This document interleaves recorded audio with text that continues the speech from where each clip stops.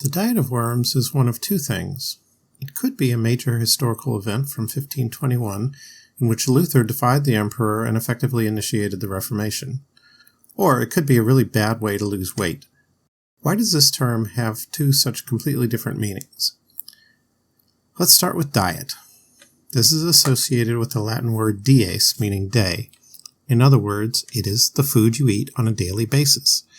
We still use this when talking about animals, where the diet of an animal means whatever food it habitually consumes. Thus, the diet of an otter consists of fish and shellfish.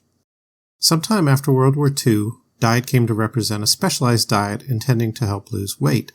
So when we say someone is on a diet, we mean they are restricting their daily food intake. But diet has a very different meaning as well, an assembly. The idea is that people were called together to meet on a certain day. This is exactly equivalent to the way assemblies continue to be called in German, e.g. the Reichstag, Reich meaning empire, familiar to English speakers from the Third Reich, and Tag meaning day, as in Guten Tag or good day. The current German assembly is the Bundestag, roughly Federal Assembly. German conventions use similar language, such as the annual game fair in Essen, the Spieltage, game days. The different meanings of worms is much less logical. The German city of Worms is so old that its name is derived from a Celtic settlement, Vorbatomagus, which the Romans shortened to Vormatia. Then it became Worms, or Worms in German. The English word worm comes from an Old English word worm, W-Y-R-M, which referred to a long, writhing creature. This could be a snake, a dragon, after the Chinese model, or an earthworm. The same root goes all the way back to Proto-Indo-European and persists in German, where Wurm means the same as in English, and in Scandinavian languages, where Orm means snake. It also exists in Romance languages, where the root verm, like the English word, refers to annelids and related creatures.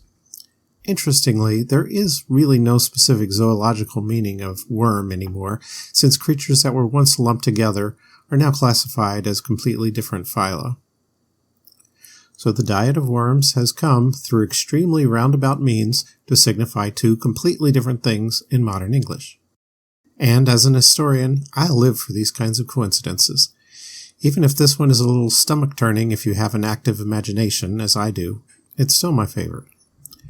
And if you are wondering more about the historical event signified by Diet of Worms, here is a brief overview. Martin Luther nailed his 95 Theses to the cathedral door in 1517. At the time, he was not intending to create a new variety of Christianity, but rather to reform Roman Catholicism. However, by 1521, he had been excommunicated by Pope Leo X, a Medici by the way, in order to appear at the Diet to answer for his ideas.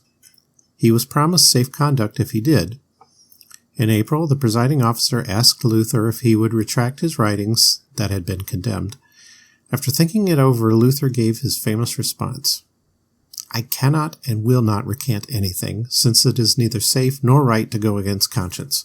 Here I stand. I cannot do otherwise. God help me. Amen." The Emperor Charles V honored Luther's safe conduct and allowed him to return to Saxony.